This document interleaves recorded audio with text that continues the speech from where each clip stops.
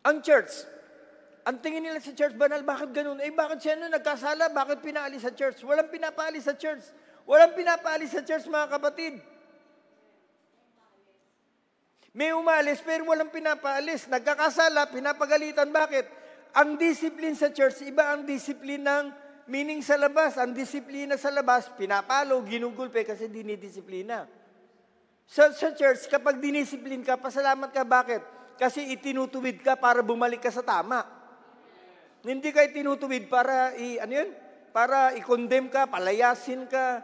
Hindi. Hindi po ganun, church. You are disciplined kasi nire-restore ka dun sa righteousness, dun sa pupuntahan mo dapat. Okay? Hallelujah. Ang katakutan nyo sa church, mga kapatid, ang katakutan mo sa church, ito. Yung nagkakamali ka na, wala man lang nagsasabi sa'yo na mali ka. Yan ang katakutan nyo.